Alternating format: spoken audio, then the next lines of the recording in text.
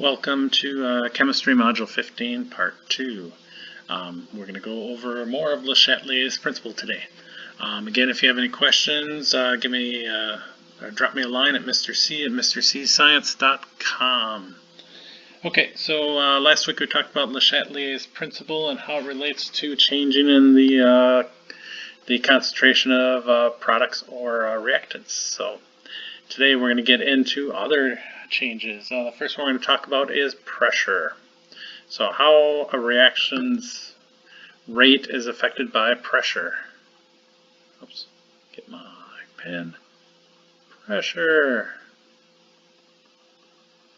Now again, Le Chatelier's principle ignores liquids and solids. So the concentration of those are always constant, so they come out anyway. Someone asked me in one of my classes, does that make the reaction go completely one direction? It can. If you allow a solid to precipitate out or a gas to escape, you can cause a reaction to go completely to one side, completely to the product side. But as far as reaction constants, that's something we're not getting into right now. Okay, so let's talk about pressure. So what is the only state that pressure can affect? Unless you're talking about extreme pressures, the only state that will be affected by pressure is gas. Gases can be easily compressed or stretched. So if you increase pressure, the gas is going to compress. So as you increase pressure, the reaction will shift to the side with the largest number of, away from the side with the largest amount of gas. So let's see, they give us some examples here. If we take water as a gas and we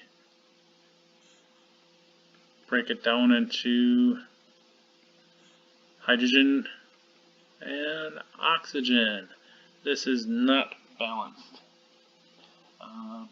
Not too hard to balance, just put a 2 here and a 2 here. Well, if pressure goes up, if we increase pressure, this side only has 1 gas, this side has 2. So as pressure goes up, we will go towards the reactant side. If we decrease pressure, if pressure goes down, we will go towards the side with the most gases. So that just makes sense. There's less space if you increase pressure, at least that's the tendency. How you increase pressure is by decreasing space. So this takes up less space than this does, and vice versa. This is pretty straightforward. Shouldn't be too rough. Okay, so let's move to the next part of Le Chatelier's principle. Or we talked last week about temperature. Did we? Oh, no. Okay, so temperature. So when we talk about temperature, so with Le Chatelier's principle and, oops, dangerous, there we go, and temp. So temperature, we can look at temperature in this case as a product or a reactant. Remember, if we increase the products, it will shift towards the reactant side. If we increase the reactants, it will shift towards the product side. Now in an exothermic reaction,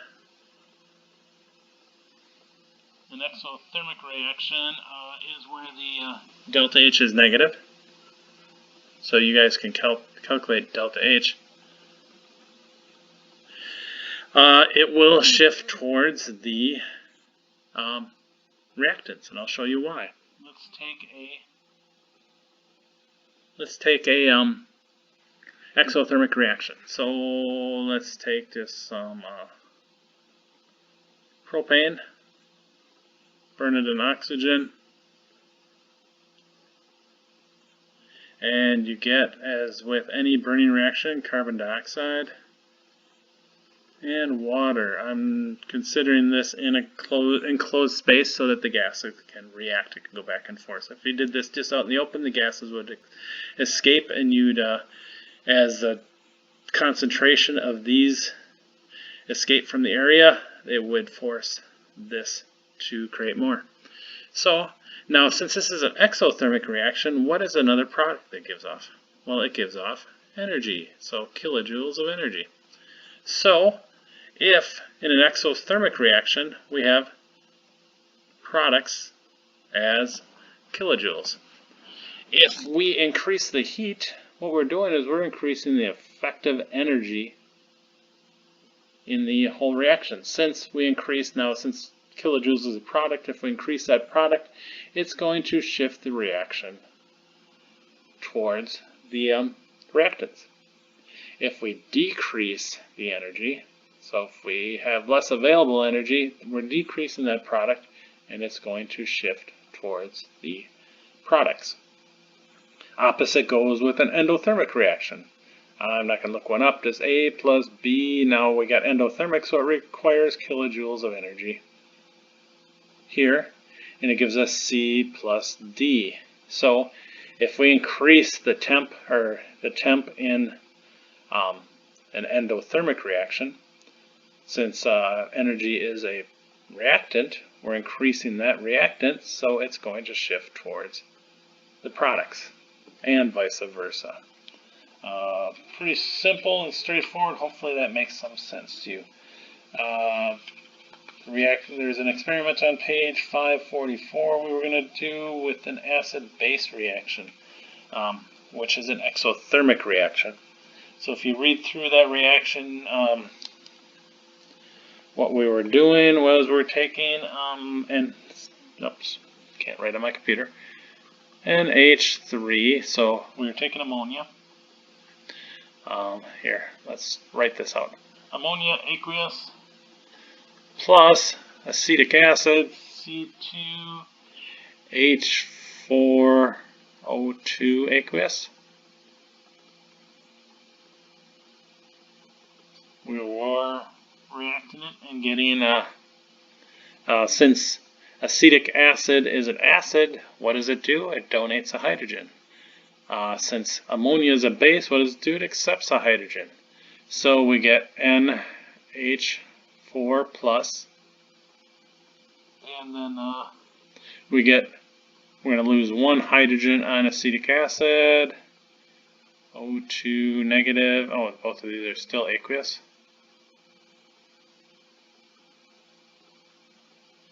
So, and if we noted it, this is an exothermic reaction, so we're going to get kilojoules of energy off of it. Okay, a couple quick things. Le Chatelier's principle, this is straightforward. If we increase the amount of ammonia, it's going to push it towards the products. If we increase the amount of ammonium, it's going to push it towards reactants. If we increase pressure on this reaction, what will happen? Well, everything's aqueous. Pressure will have very little effect on this reaction whatsoever. So, because there are no gases here, pressure will not affect the reaction.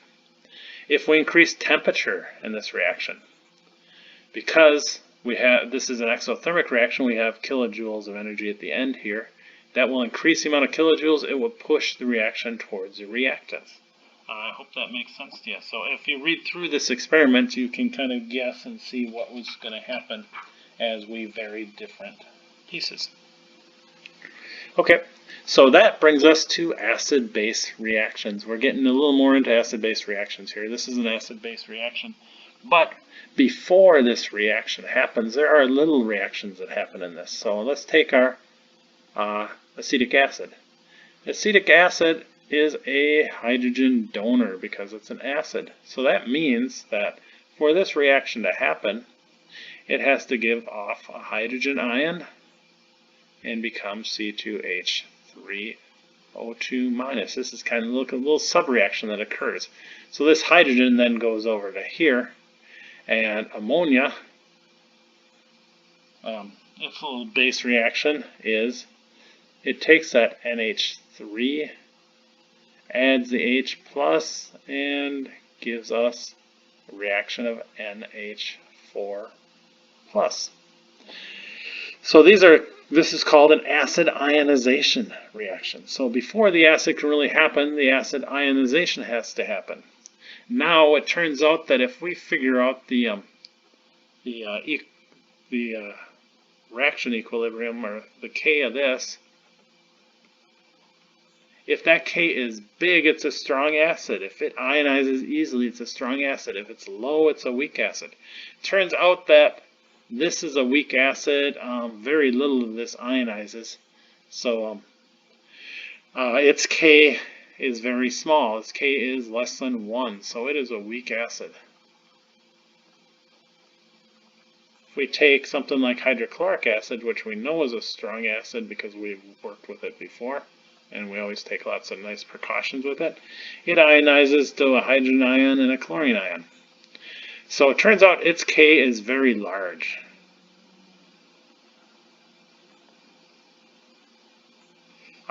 It is a strong acid. You'll read a little bit about this, but this acid ionization tells you how strong. Now the same thing works with a base.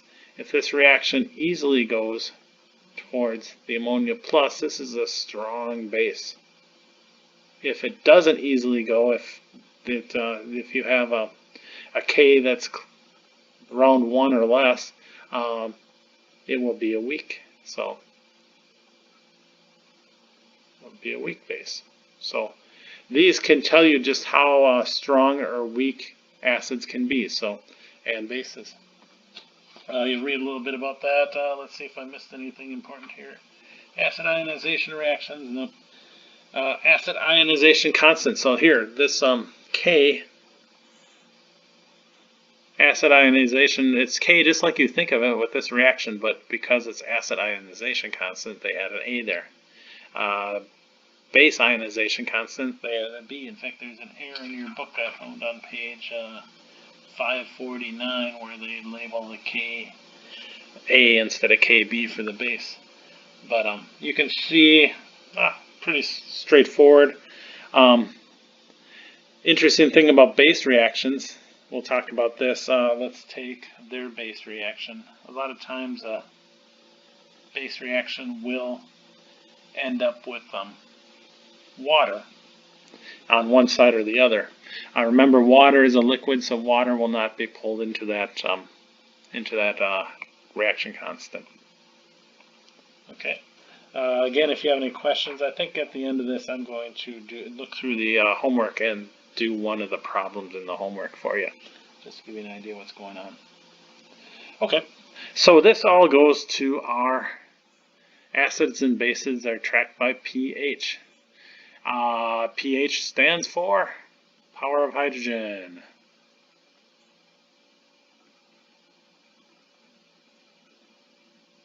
And you guys are familiar with the pH table. If you got your book handy, go ahead and open up, turn to page 551, and here's a little list of the pH table.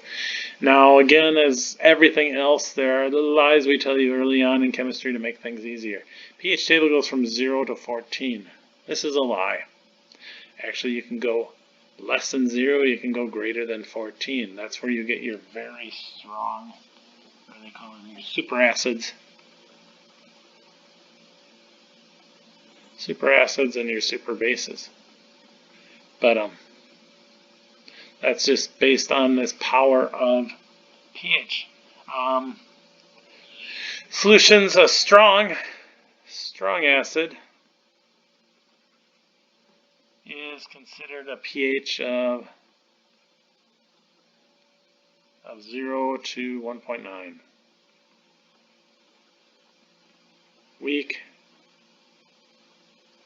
Weak acid, guess what? 2 to 6.9. Oops. Let's use my eraser. Probably better just to highlight and delete, but that's all right. Okay, 6.9. Oh, that's cool. It gave me a little circle. Okay, so that's a weak acid. A strong base.